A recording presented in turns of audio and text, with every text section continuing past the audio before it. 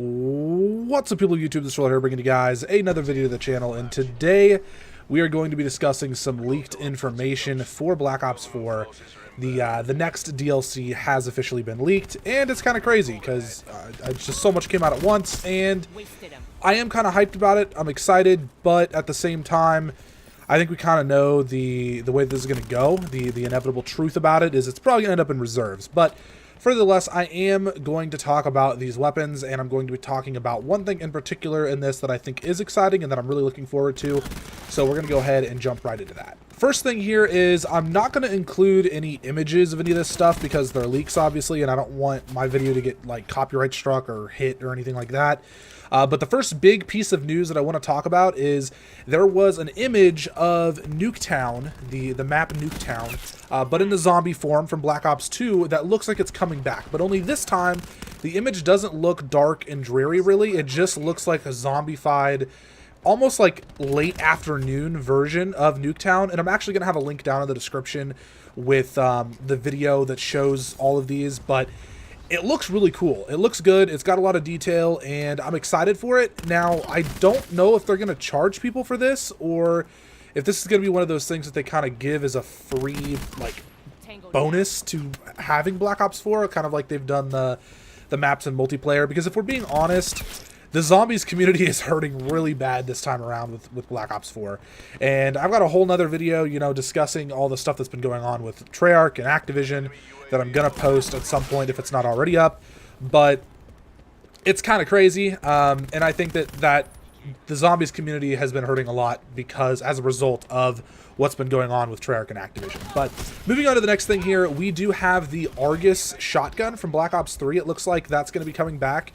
Now, the image that they used in this little video file is pretty much the exact same model that they had in Black Ops 3, but I don't think it's going to stay that way. I feel like it's going to be a more simplified version because this is supposed to be taking place before Black Ops 3. So I think that it is going to look different once it comes out. If you guys remember, the Argus was the slug round shotgun, and we don't have one of those in Black Ops 4, so it does make sense for us to receive that. I am looking forward to that. I did like the slug shotguns. I had a lot of fun with them, especially if they do high damage. The next weapon that we have is the M16, which out of all of the DLC weapons that were leaked in this, I would say the M16 is probably my favorite. Now, they also used the model from Black Ops 3 for the M16 in here as well. Still not going to show it, but I would imagine it's probably going to look a little bit different than what it was in Black Ops 3. The M16 is one of the most iconic guns in Call of Duty history, like, period. So seeing the M16 come into Black Ops 4 after, you know, just everything that's conspired with Treyarch is really exciting.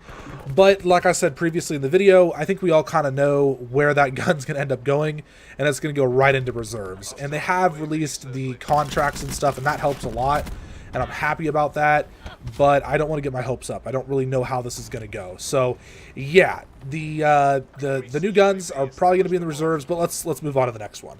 The last actual gun or weapon that fires a projectile that we have is going to be some form of the crossbow, and this crossbow looks different than the ones in Black Ops 3. It looks a lot more similar to what we had in Black Ops 2 and Black Ops 1, where it's just like a single shouldered crossbow.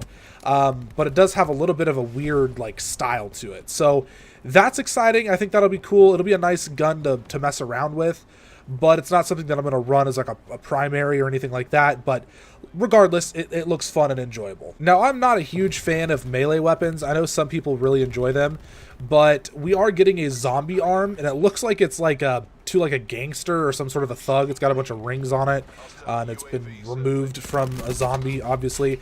It looks cool. It's not something that I'm going to use. Like I said, I don't really use melee weapons, but if you're excited about that, that's cool. Once again, the link to all of these will be in the description. There's a whole bunch of other miscellaneous little items in this, but I didn't think that they were that important to cover.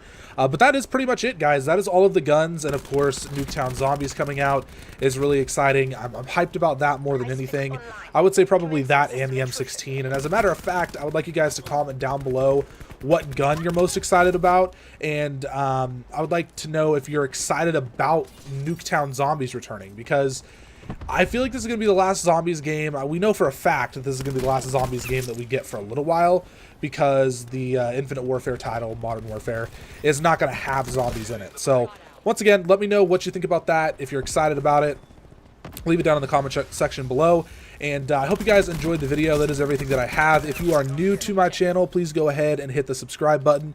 If you watch my content regularly, or just if you're feeling generous, please go ahead and hit the like button as well. Anyways, guys, deuces.